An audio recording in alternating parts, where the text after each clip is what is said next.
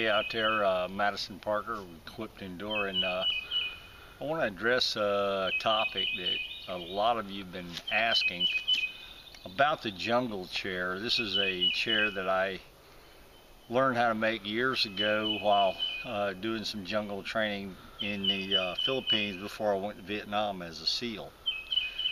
And it's the type of thing where you can just build the chair out of the field, out of the things that are right here. We're going to build the chair, and then we sit in the chair and show you how it works. And the thing that's cool about this particular chair is you don't have to carry anything in and you don't have to carry anything out. The other thing that's interesting about the chairs is that I make them every year in my camp when we go on our hunting expeditions for our tribal hunting skills. And of course we leave those chairs for the year. After we're done with them, we use them all winter, obviously, or the whole season for the hunting season. And then when we leave, we just leave them there. But this place is so remote, nobody can even get there. You'd have to swim to get there. But nevertheless, we go back every year, and it's like we have 4 or 5 of these jungle chairs sitting there. And of course, they're cured out, they're dry, and they're rotting. But they're not dead rotten yet because I use hardwoods. I use oak and hickory and things like that. So you just bundle them up, put them together, and you got your first start for firewood. So you don't carry them out. But I mean, besides the idea that you got firewood, the best thing about these chairs is that, number one, you build it in the field. Number two, you don't have to carry it out or in. So just follow with me now. I'm going to cut down the 3 small saplings.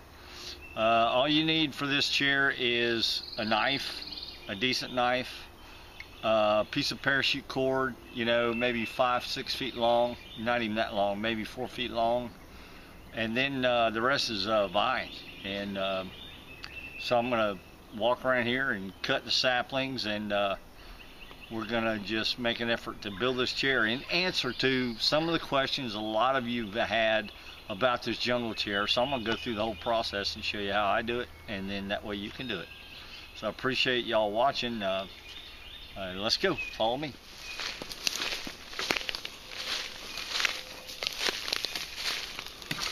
Okay, I think I found the sapling that I want. Now this is a small sapling. It's not a very high grade type of wood. This is what we call sweet gum. And a sweet gum tree is nothing but a trash tree. It's an invasive species. They grow like weeds. They're everywhere, and there's not a whole lot of uses for them in terms of, like making weapons or bows and arrows or anything like that. So they're kind of a go-to tree that you would want to use if if you were just going to build this hasty chair and you're not worried about cutting down trees. I really don't like cutting down good trees. I mean, if it's a good oak or a good hickory or something like that, and I'm going to keep this chair for a long time, okay. But if I'm just going to leave this chair in the woods, cut the least kind of woods, the trees that are junky. So and everything that I can see around here is another sweet gum, and this is about the right size. You can get your hand around it. See my hand down here at the bottom? I can barely get my hand all the way around there at the bottom, but up here. So we'll use this, and it's fairly straight and it's plenty long enough, so I'll cut this one.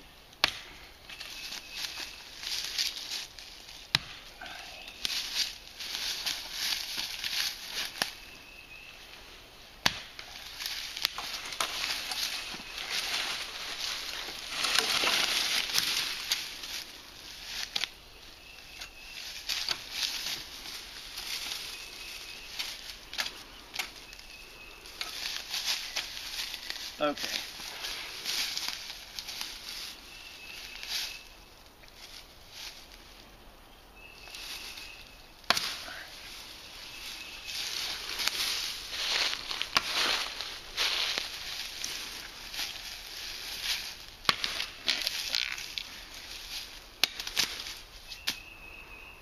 That's about right. It's a little tall. That's a little tall. But I'll make it work. I'll cut it off. I have to.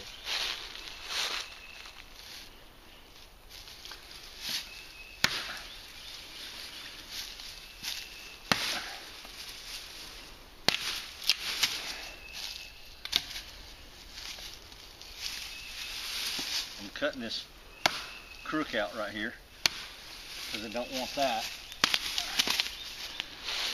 So I take this and measure it back to make sure they're all three about the same length. And then this one's a little bit long, so I'll cut the fat end off by about 5 inches.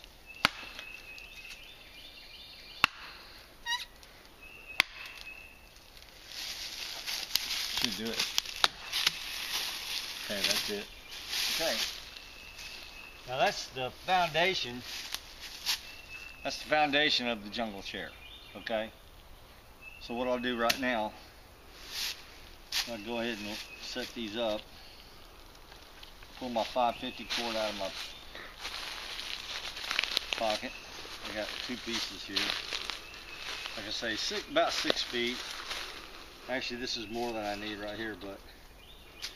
And look, there's no right or wrong about how to do this. It doesn't have to be perfect. You want to come down to where you got enough sticking out. But you don't want to have too much. Okay, so what I do is go a double overhand, if the camera can see it, and then a right over left, and a left over right. Okay, then I got that. So now I'll come in here like this and wrap it. It'll take a second. We can edit this camera, of course. This is where you want to get it good and tight. See how I'm weaving around?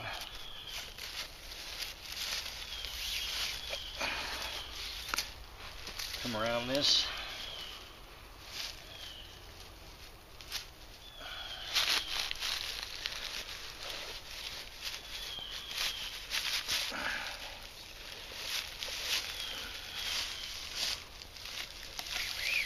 If you ever watch Bobby Plude do his tripods, when Bobby Plude does his tripod, this is basically a tripod also. Now, he takes a lot more time with his tripod as far as tying it. Of course, you're going to be using that tripod that Bobby makes. You're going to be using that tripod for a lot. In other words, you're going to be possibly sleeping in that, using it sleep in, and you're going to be have a whole lot more weight on it than you are going to be having to weight on this particular piece of apparatus, or what I call equipment, field equipment. This is just a field chair. It's basically all it is. It's a chair for the field, but the only problem is really a jungle field chair, because you got to be in the right place in the country to be able to find the vines, find enough vines. That's the hard part, is finding the vines that this will work, because you can't, unless you had a ton of 550, which I'm not about using that much 550 to make a chair. That's wasteful. And I'm just not going to do that. But you can see how I'm kind of interlacing everything. I'm just going around.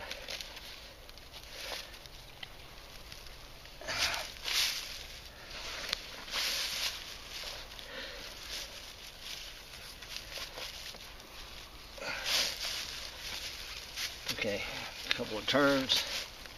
Come back to my original running end here. Got a double overhand like the first knot. Take that, tie it off. Then left over right, and right over left, which is a surgeon's and a locking knot. And that's basically the foundation for my chair. So at this point, what we're going to do is try and make it where it's like that. That's about right there. Although that might be a little bit. If I can bring this up any. Hopefully.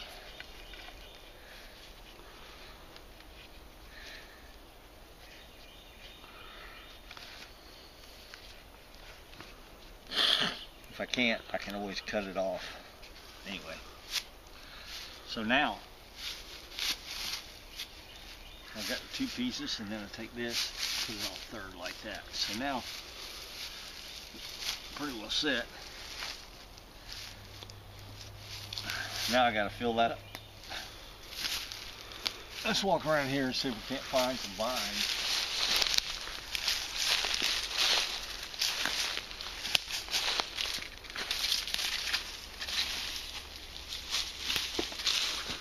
See that?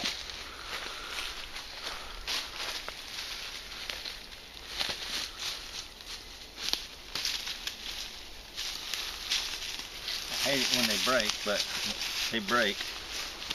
Just gotta go get enough. You gotta go get a bunch.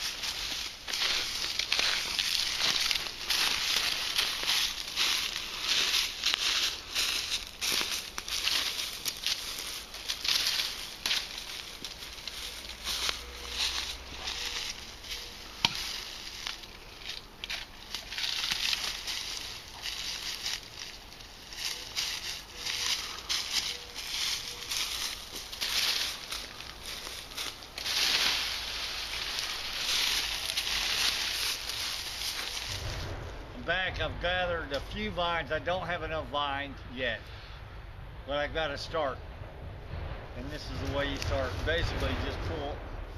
Down here in Florida, it's northwest Florida, very subtropical, and it's more wood and more trees and more leaf than in most woods in North America. I mean, than anywhere else really. Even in Central or South Florida, there's more fauna and flora here than there is down there. There's more variety in species, I should say. Different types of trees and stuff like that. But anyway, so I've harvested a handful of these vines. I'm going to show you how to start. I basically just get in here like so and give it a rough figure 8. But you don't want to go too tight with these, because if you do, what'll happen is they'll break on you. So you don't want to get them in a bind. See what I'm doing here? I'm basically just going around, and there's no rhyme or reason. It's just a figure 8. And don't worry about leaves being in it. They're fine. In fact, the leaves are good because they give you cushion to make the chair a little softer.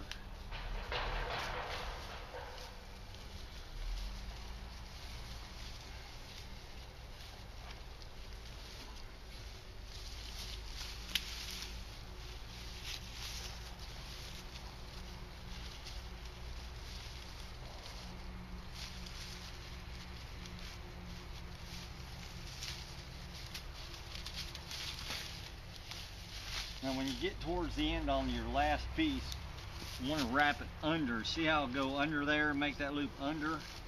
So that way it's tied in. Go around and just finish off that last piece like so. And then you get your next piece. In this case, I'll go with a little bit bigger I'll try it with a bigger piece this time. See if I can't, got these two kind of wrapped together. I want to separate them. The hardest part of this thing is the vines, there's no doubt.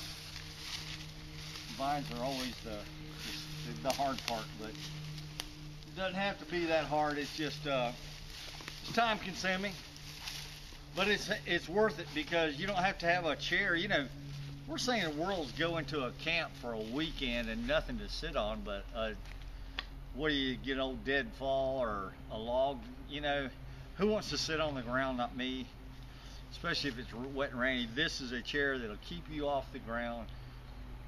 It doesn't cost you a nickel to build.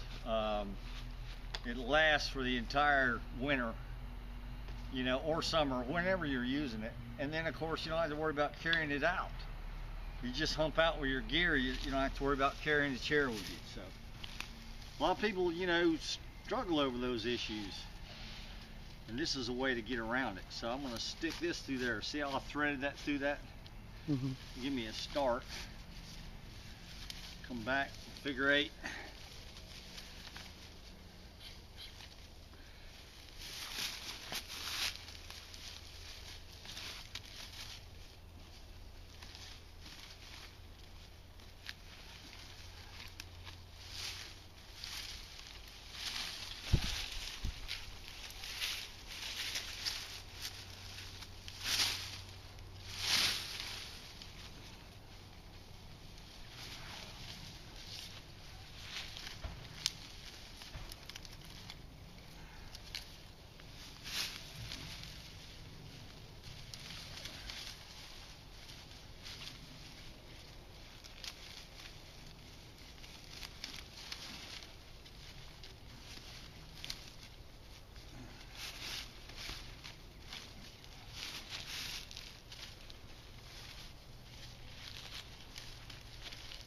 Get out the rope on me, but it's okay. I don't have to worry about it. It's kind of like weaving a basket, really.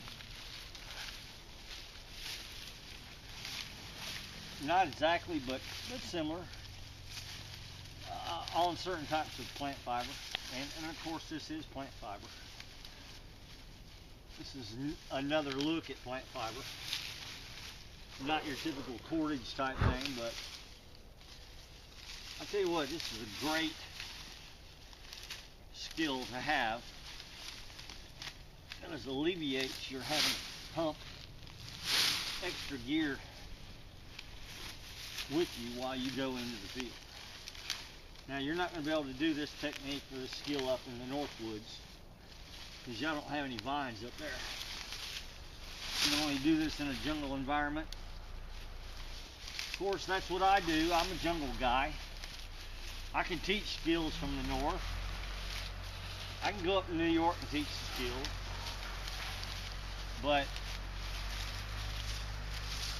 honestly, I'm more of a jungle guy than I am anything else. Now at the end, I'm going to flip that over, pull that through and lock it. Do it again. Lock that on there like that. And now actually, I'm done. I mean, I'm done.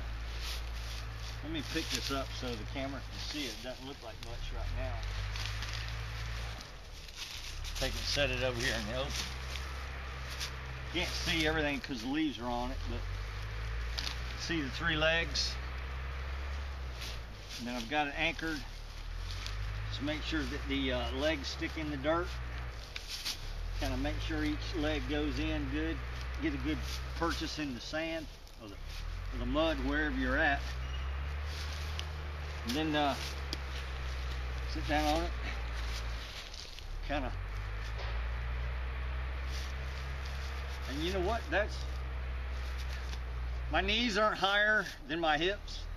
If you're sitting down and your knees are going up, you cannot rest like that. You've got to have your hips above your knees to rest properly. This is about right. It could stand to be about 3 inches taller for a guy like me. But now if you're shorter, of course, this is perfect.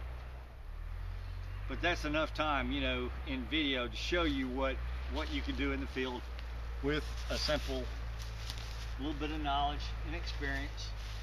It's a jungle chair. It's a three-part tripod with vines wrapped around the top. And that's it. My name is Madison Parker. On this video, we are doing Equipped to Endure jungle training. I appreciate y'all watching. Thank you so much for participating in Equipped to Endure and being with us and watching what we do. And we'd love to have you come and learn how to do some of these things. Come and share. I mean, and come and teach me stuff, because I have students. Every time I get a group of students that come through, I've always got at least one or two that show me something that I just go away with, say, yeah, man, I'm richer, because somebody that, you know, is really not a wilderness guy, but they have a technique of something, they know something, they've done something, they've seen something that they share with me, and it's like, wow. So I'm blessed too, because I get to learn from my students. So there's if you get to the point where you can't learn anymore, you're done. You might as well just get in the hole and cover yourself up. Anyway, there's your jungle chair. Hope you enjoyed it. Equipped to Endure, thanks a lot. See you on the next time around. Stay tuned, by the way. We're going to do a spear. We're going to make a spear from scratch. Now, that's going to be a long video, but it's coming. Y'all keep an eye on it. We're going to produce a spear from scratch. Hand forged from the field, the whole deal. But anyway, thanks for watching.